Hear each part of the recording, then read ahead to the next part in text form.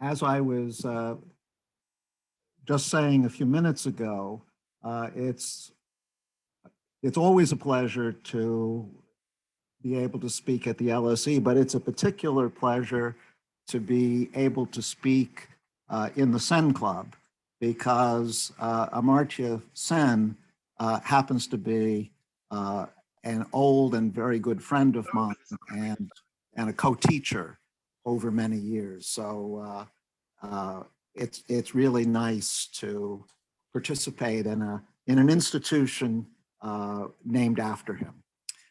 So as the title slide indicates, I'd like to talk about how members of parliament, and here I'm thinking especially of the British Parliament, should be elected. And let me begin with a very specific historical example. We're going to go back to 2005 and the UK general election, and we're going to look at one constituency, the constituency of Croydon Central in London. And this is what happened. The Conservative candidate, Andrew Pelling, got almost 20,000 votes. The Labour candidate got a few less votes, still almost 20,000. The Liberal Democrat candidate got just over 6,000, and then a variety of other candidates collectively got 2,700. So, of course, given these vote totals, it's no surprise that the Conservative candidate won the seat because he had the most votes. Nevertheless, there's something quite wrong with what happens in Croydon Central. Yes, the Conservative candidate won, but he had far less than a majority of the votes. Here are the percentages. You'll see that there were more people who voted for non-conservatives than for the Conservative candidate. Now, why did this happen? It happened because Britain uses the first past the post system, plurality rule. And of course, many other countries use this too, including the United States, my country. In first past the post voting, each voter votes for one candidate, and the candidates with the most votes wins, even if that candidate doesn't have a majority. Now, this first past the post system means that if you don't vote for one of the candidates that has a serious chance of winning, and in Croydon Central, those two candidates were the Tory candidate and the Labour candidate. If you vote for someone else, you are in effect disenfranchising yourself. You don't have a say in whether the Tory or the Labour candidate gets elected because you're voting for someone else who is never going to win. There's good reason to believe that if the voters who did not vote for the Conservative or Labour candidates had been able to express their preference, that the Labour candidate would have won because there were a large number of Liberal Democrat voters who probably preferred the Labour candidate to the Tory candidate. And if they had been able to express that preference, the Labour candidate would have won.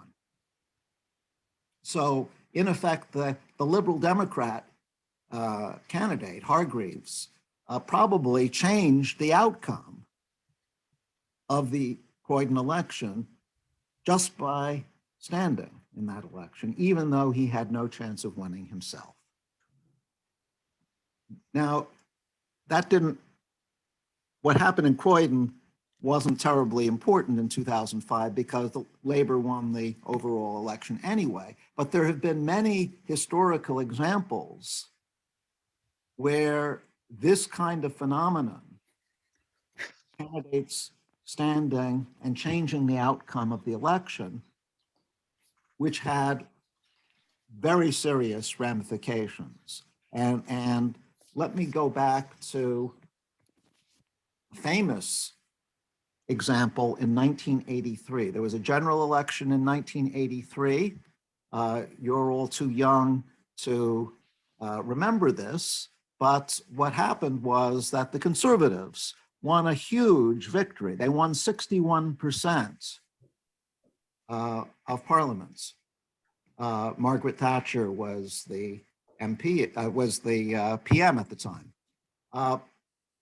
But interestingly, the conservatives only got 42% of the vote.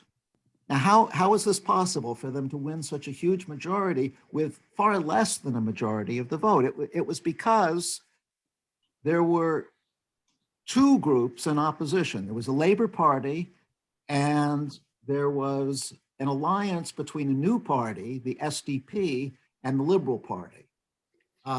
And Labour and SDP collectively got a significant majority. They got 53% of the vote. But because the vote was split between these two groups, neither one of them got enough seats to capture a majority. It's fair to say that the SDP Liberal Alliance were spoilers in the sense that they were never going to form a government themselves. They only got 3.5% of the seats. So their main function in the election turned out to be depriving Labor of a majority, depriving Labor of the opportunity to form the government. So that's what happened in 1983, but there have been many other examples in British history of similar things happening. And in fact, there are many examples from other countries of similar things happening. Let's look at France, for example. France has a different voting system from the UK. In French presidential elections, they use what's called a runoff system. In 2002, the most prominent candidates were Jacques Chirac, Lionel Jospin, and Jean-Marie Le Pen. By the way, if you know French politics, you'll know that Marine Le Pen, Jean-Marie's daughter, is currently a major political figure in France. But 20 years ago, it was Jean-Marie Le Pen who was in the picture. Now, France has a runoff system, which means that there are typically two rounds. In the first round, each voter votes for one candidate. And then if no candidate gets a majority, which is usually the case, then the top two vote getters go to the runoff. And in 2002, what happened was that Chirac was the top vote getter. So he went into the runoff. Le Pen, surprisingly, finished second, and Jospin finished third. So it was Chirac versus Le Pen in the runoff. Now, Chirac easily won in the runoff. He won overwhelmingly. So you might ask, well, what's wrong with the outcome? What's wrong with the outcome is that we know that if it had been Jospin against Le Pen, Jospin would have also overwhelmingly won. So there was a sense in which the fact that Le Pen and not Jospin was in the runoff was an absurdity, since Jospin was so much more popular than Le Pen. But the reason Jospin didn't get into the runoff is because there were some other. So Jospin was the socialist candidates, but there were some other left-wing candidates in that election who split the vote with Jospin, and so none of them got enough votes, including Jospin, to get into the runoff.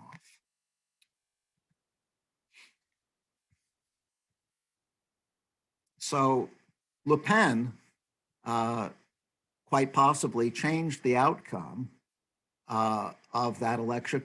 There's good reason to believe that if Jospin had made it to the runoff against Chirac, he would have won. He would have beaten Chirac. He would have been president. But he didn't even get to the runoff because of Le Pen and because of the other left-wing candidates.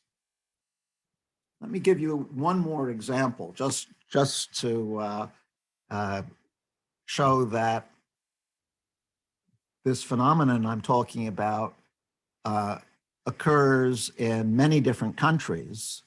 It's not just a British problem. Let's go back to the presidential election in the US from 2016. You may remember that Donald Trump won that election. Donald Trump was the Republican candidate, Hillary Clinton was the Democratic candidate, and it was a close election, but Trump beat Clinton specifically because he won in the states of Wisconsin, Michigan, and Pennsylvania. But the interesting thing about those three states is that in each state, the difference between the Clinton and Trump vote was smaller than the number of people who voted for another candidate, the Green Party candidate, Jill Stein. Now, very few people remember Jill Stein anymore. She was never going to win the election. But what she did do was to take votes away from Hillary Clinton. Anybody who voted for Stein almost surely preferred Clinton to Trump. But if you voted for Stein, you couldn't vote for Clinton. And so Clinton lost votes in that way, and Trump ended up winning those states, and those were the crucial states for his victory. So, Jill Stein, in effect, gave the victory to Trump. Now, the thing to remember about all these examples is that there were some spoiler candidates who, although that candidate was never going to win, still the candidate had enormous power by changing the outcome of the election. In the US, we know that more people preferred Clinton than Trump, but Trump won because Stein was running too.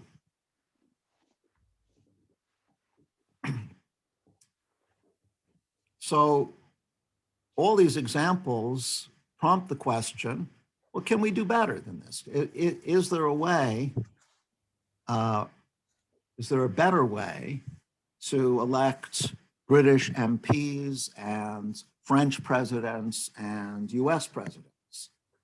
And turns out that the answer is yes. And if all you want to know is the answer, well, then you can log off now. But if you want to know why the answer is yes, stick around for a little while. All the examples I've shown you illustrate that the first past the post and the runoff voting systems ignore critical information about voters. As I've said, the the Labor candidate in Croydon Central probably would have defeated the conservative in a head-to-head contest, but the voting system could not take account of this. If there were other candidates and people voted for those other candidates, we never got to find out how those voters would have chosen between the Labor and the Tory candidates. So we're missing critical data about voters under the current system. So one way of getting this missing data, this critical data, is to allow voters to vote in a way that provides more information. Rather than just voting for a single candidate, have voters rank the candidates. So in the American election, that might be to say, well, I like Jill Stein the best, but if she doesn't win, then I want Hillary Clinton, and then I put Trump below either of them. Or if I'm a Trump supporter, I might put Trump first, and then Clinton, and then Stein. But the idea is that voters are providing significantly more information about their preferences than when there's just a single candidate, when they can just vote for a single candidate. Well, then what do we do with these rankings? Well, the proposal that I would like to suggest is to use what's sometimes called true majority rule, or Condorcet's method, after the Marquis de Condorcet, who was an important political thinker and mathematician in late 18th century France. What Condorcet recommended was to have voters submit rankings of candidates and then elect the candidates who, according to the rankings, would beat each other candidate by a majority in a head-to-head contest. So that's why it's called true majority rule, because in order to win, you have to get a majority over every other candidate. So let's see an example of this. Let's go back to Croydon Central again, and let's imagine that there are four groups of voters. They're the Liberal Democrat voters, they're the Labor voters, the Tory voters, and in those days there was a fourth party called UKIP. It was a far right party. They were advocating for UK independence from Europe, and as we all know, they were eventually successful in that effort with a lot of help from conservatives. Anyway, let's suppose that we have these four groups of voters.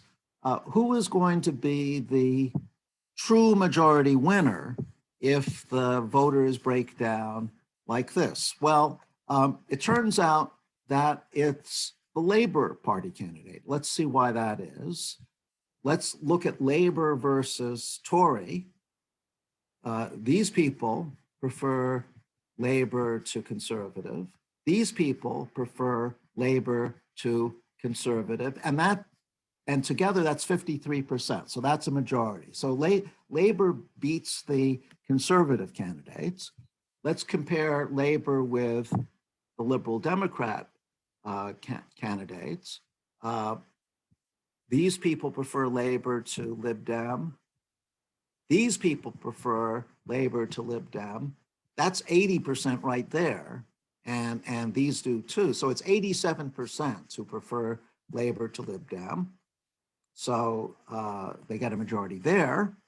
And then finally, Labor beats UKIP. They beat, these people prefer Labor to UKIP,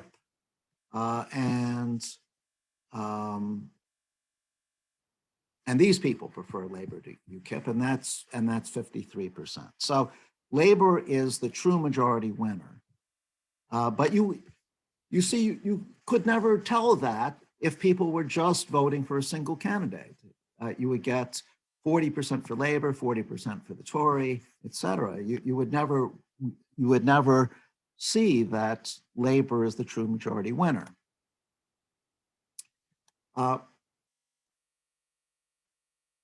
think rather than showing how true majority rule applies to the French election of 2002, I will move on. Now, if voters are ranking candidates, as I'm proposing they should, there are actually many other voting systems that could be used besides true majority rule. For example, there's a famous voting system, which is sometimes called rank order voting, which is sometimes called the board account, because it was proposed by Condorcet's contemporary in 18th century France, Jean-Charles Borda. You've probably used this system yourself because it's used a lot for elections and committees. The way it works is if there are 4 candidates running, the voters rank the 4 candidates, and every time a candidate gets ranked first, he gets 4 points. If he's ranked second, he gets 3 points. If he's ranked third, he gets 2 points. If he's ranked last, he gets 1 point. And then we just add up the points to determine the winner. Candidate with the most points wins. So let's see how this works in the same example that I was just looking at a moment ago, the Croydon example.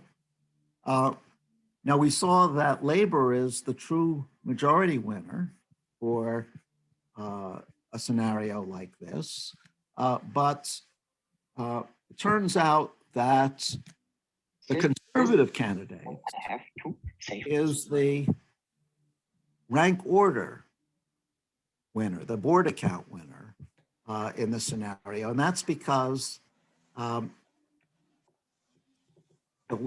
this group of voters puts the Tory candidate second, whereas if Labor is not put first, only this group, this 13% group, puts Labor second. Usually Labor is ranked third. So the Tories get an extra point from 40% of the voters, and they end up winning the election.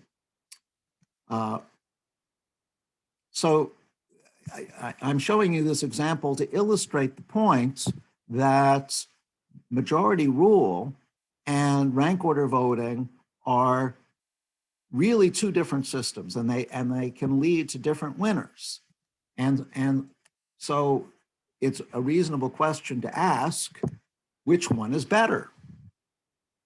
If people are ranking candidates, we could use either one of them.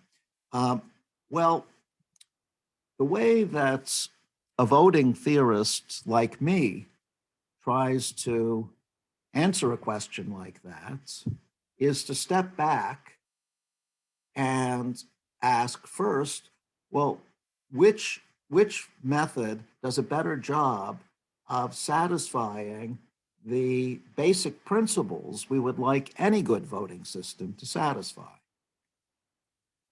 Let me mention what some of those principles are. One very obvious principle might be called the consensus principle, or economists might call it the Pareto principle.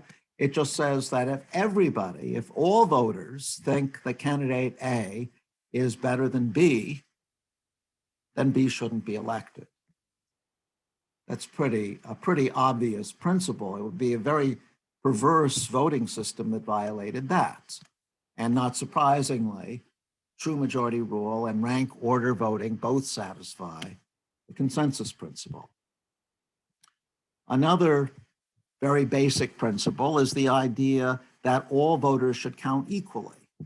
The one vote, one voter principle, or the anonymity principle. It's called anonymity because it means that who you are as a voter doesn't matter. All that matters is your vote. All voters should count equally. I note that this happens to be violated by the US presidential electoral college system, but the principle is certainly satisfied by true majority rule and rank order voting. Another basic principle is neutrality, which says that just as we want to treat all voters equally, we also want to treat all candidates equally. That's what neutrality says. And again, true majority rule, rank order voting both satisfy neutrality. So far, we haven't come across a principle which makes a distinction between majority rule and rank order voting. But the next principle does that.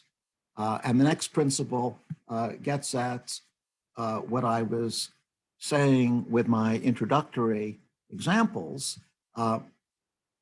We don't want there to be spoilers in an election. We don't want the choice between A and B to depend on whether some third candidate, some spoiler, candidate C, is standing or not. Now, it's pretty easy to see that true majority rule satisfies the no spoiler requirement, because if A, B, and C are all on the ballots and A beats B and C, A beats B by a majority and A also beats C by a majority, then if for some reason C decides not to stand, so there are only two candidates on the ballot, A will still beat B by a majority. So it doesn't really matter whether C is on the ballot or not. But when it comes to rank order voting, the no spoilers principle is violated. And let's see why. This is the same example I've been using, the Croydon Central example, and we saw a few minutes ago that in this example, the conservative candidate wins. However, let's imagine that the UKIP candidate decided not to stand after all. So the UKIP candidate drops out. Now there are three candidates left.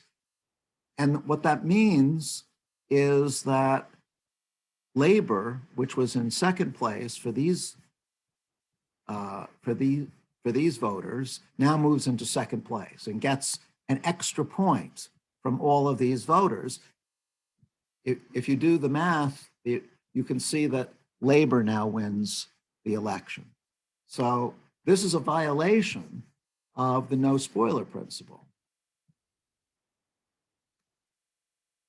So now true majority rule has moved ahead of rank order voting because it satisfies the no spoiler principle and rank order voting doesn't. But unfortunately, the majority rule itself has a problem, has a flaw, and that can be illustrated in another example. The problem is that there may not actually always be a candidate that beats each of the other candidates by a majority. Here's an example of that. So suppose that there were three candidates, Labour, Tory, and Lib Dem, and suppose that the electorate broke down into three groups. Let's see whether there is a true majority winner. Well, it can't be the Tory candidate because a majority of voters prefer Labour. These people prefer Labour to Tory, and these people prefer Labour to Tory, and that's 67%. So the Tory candidate can't be the majority winner, but the Labor candidate can't be the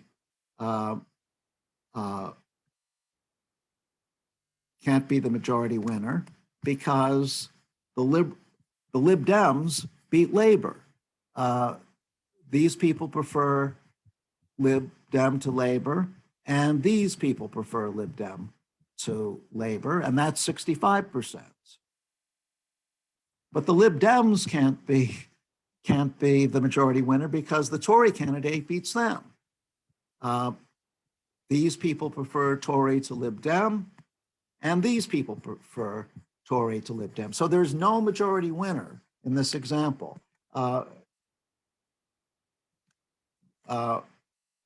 In other words, majority rule violates what might be called the decisiveness principle, which is the principle that there should always be a clear-cut winner.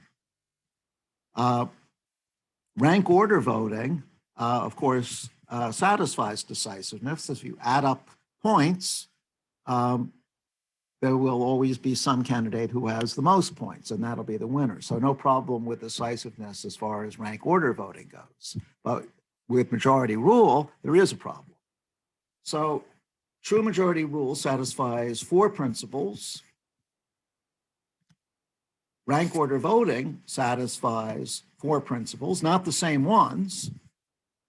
We might ask the question, is there any voting rule that satisfies all 5 principles? That would be ideal. But unfortunately, there is no such voting method, and that's a consequence of the Arrow impossibility theorem, which is a famous result in voting theory from about 70 years ago. So we can't satisfy all 5 principles, which is discouraging. However, there's a sense in which the Arrow theorem is really too negative, because in order to satisfy a condition, the Arrow theorem says the voting rule has to satisfy that condition no matter what rankings voters have. And in reality, some rankings might not be very likely, so maybe we shouldn't worry about them very much. For example, in many elections, ideology is important. In the 2005 general election, the Liberal Democrats were probably on the left end of the political spectrum. UKIP was certainly on the right, and Labor and Conservative were somewhere in the middle.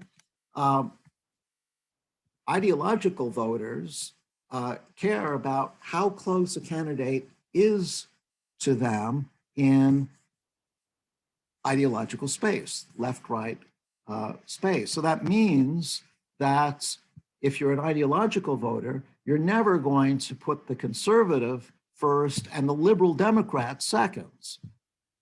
You would always prefer Labor to Liberal Dem because Labor is closer to you ideologically.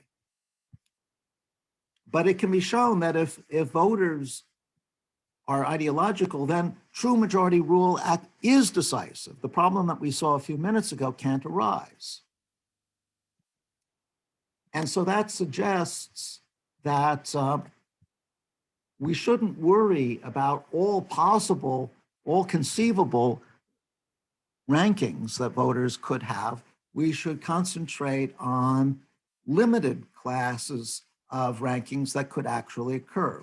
And we'll say that a voting method works well for a limited class, a restricted class of rankings, if it satisfies all 5 principles when voters' rankings come from that class. So for example, true majority rule works well in this sense. It satisfies all 5 principles if voters are ideological. And now we come to the result that I wanted to tell you about. This is my reason for arguing that true majority rule should be adopted, and it takes the form of a theorem, which I developed with my friend Partha Dasgupta, who is an economics professor at Cambridge. And the theorem says the following: take any voting method you like, and suppose that it works well for a particular class of rankings. It satisfies all 5 principles when voters' rankings are drawn from this class. Well, then it must be the case that true majority rule also works well for that same class. And furthermore, there will be some other class of rankings where true majority rule works well, but the voting rule that we started with doesn't. So there's a precise sense in which true majority rule dominates any other voting method. If the other method works well, true majority rule works well in those same circumstances, and there will be other circumstances where true majority rule works well and the other voting method does not. So I think this is probably a good place for me to stop. One thing that I like about voting theory, and this is an example of voting theory, is that it allows you to make judgments about different voting rules using very precise, very logical arguments, such as this theorem here. That precision really appeals to me, and I hope perhaps it will appeal to some of you too. So thank you very much. Thank you very much for the amazing presentation, Professor Maskin. We can see how our talk is accepted by the intense debate we have had in the chat. So now we move on to the Q&A session. And if you have a question, please use the raise hand function, and I will ask you to unmute yourself.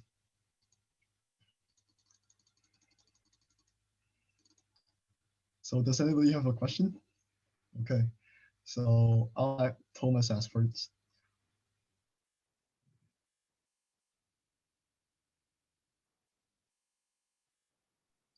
Oh yeah, I guess I'm unmuted now. So what my question was, here in the Netherlands, we have a system in which we have 150 seats of parliament that's going to be divided over the parties based on votes. But because of the amount of parties we have, there never will be a true majority vote, because to have for a parliament, they will have to